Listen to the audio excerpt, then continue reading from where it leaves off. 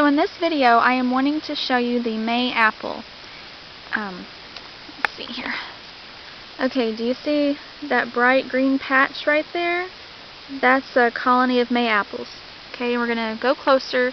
They are not bloomed yet, but we're going to go over there and take a look at them.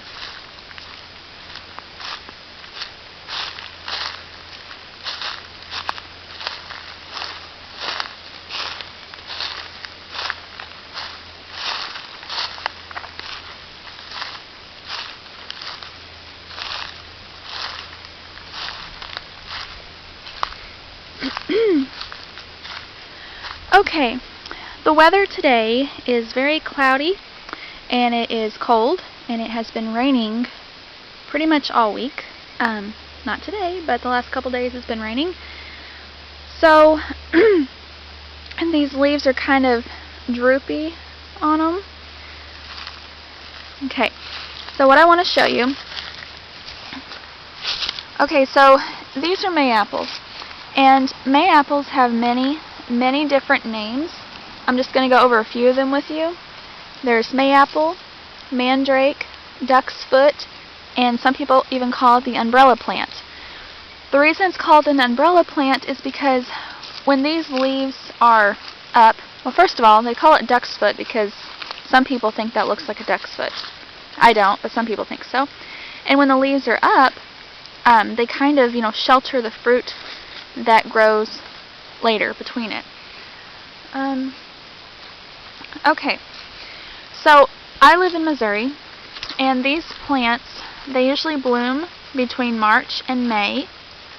The fruit that they produce is ripe, usually mid-July through August is when it's ripe. Now, the first thing I want to say is that every part of the May apple plant, the leaves, the stem, the unripe fruit, the root, the seeds, the skin, every single part is poisonous. It is said that Indians would use it to commit suicide. Every part of this plant is poison. Please listen to that. Every part is poison. Okay, that being said, when the fruit that it bears is ripe,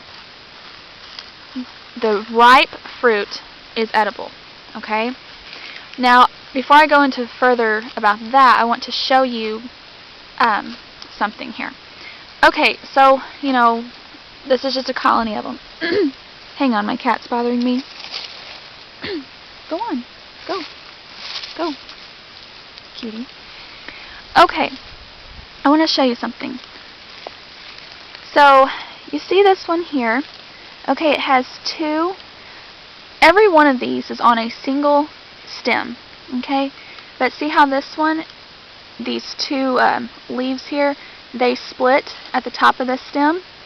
Only the ones that have the fork, the split, they are the only ones that will produce the flower. And this here will be the flower. It just has not bloomed yet. Okay, so this will be the flower, and then the flower, will then, if it gets pollinated, it will then bear the fruit. Now, the ones that are single do not produce flowers nor fruit. See, it's a single. And here's another double one. And here's another double one. So only the ones with the two leaves are the only ones that produce the fruit. The single one does not. And here's a single one. Okay? Alright, so let's go into what the flower will look like once it's produced. Or once it's in bloom. Cat, go, go, go. Okay.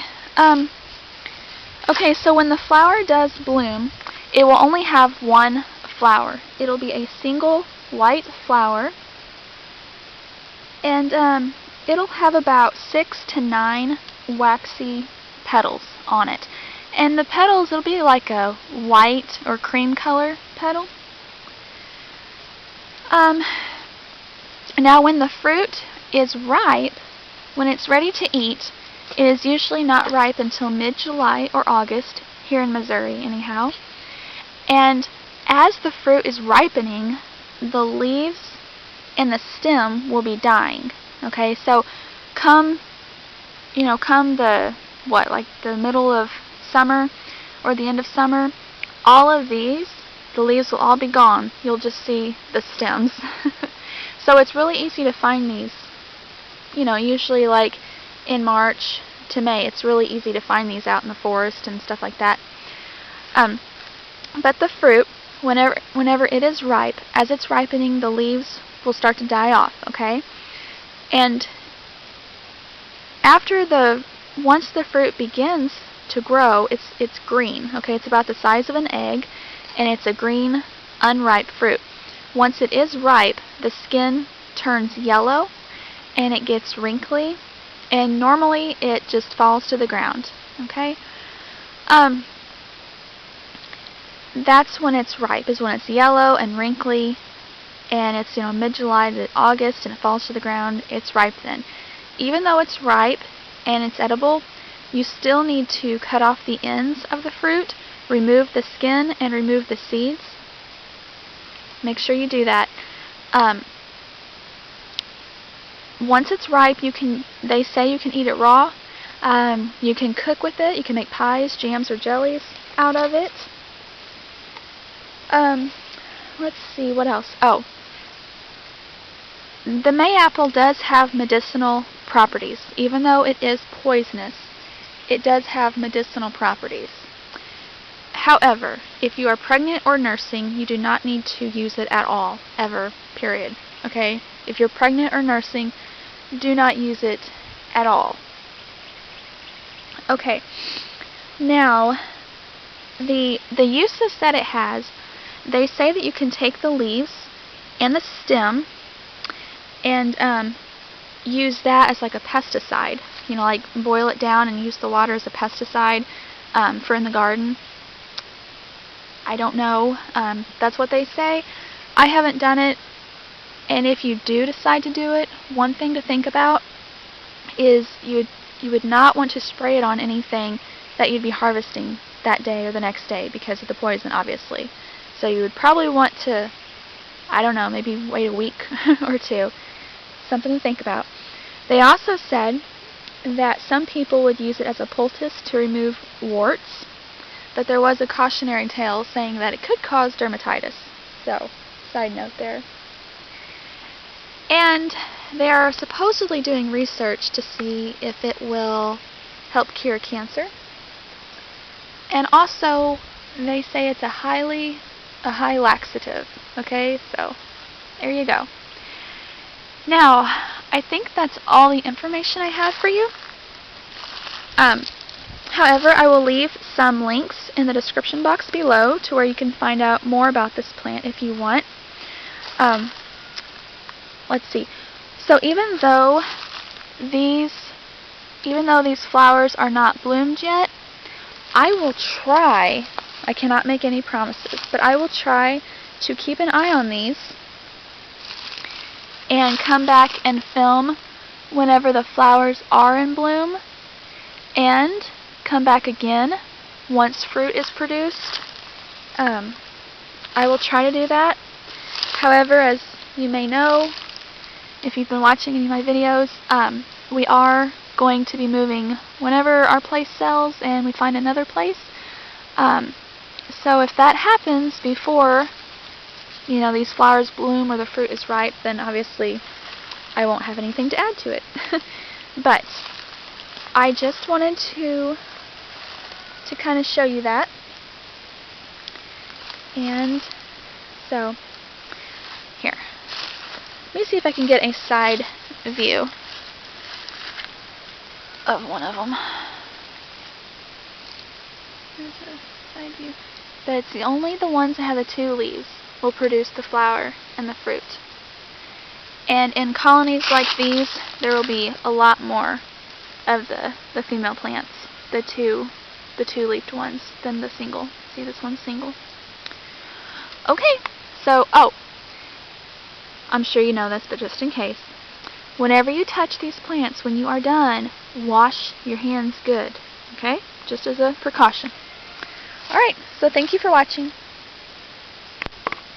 So I told you that I would come back and show you what the flowers look like when they are bloomed, and the flowers are bloomed. So let's take a look at them.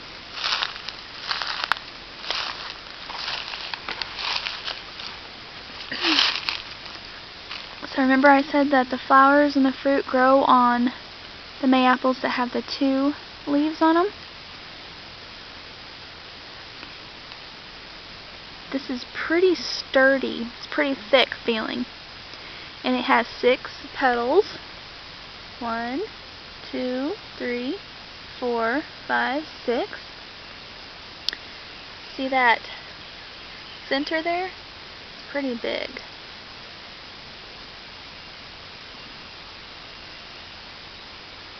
It's pretty. So, there's one. That's what it looks like. And here's another one on the other side.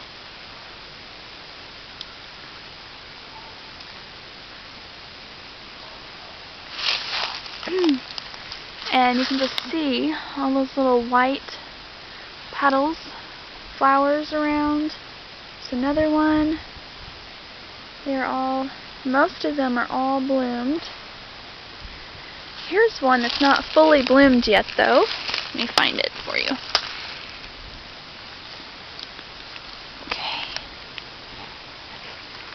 See, this one's not fully unwrapped yet.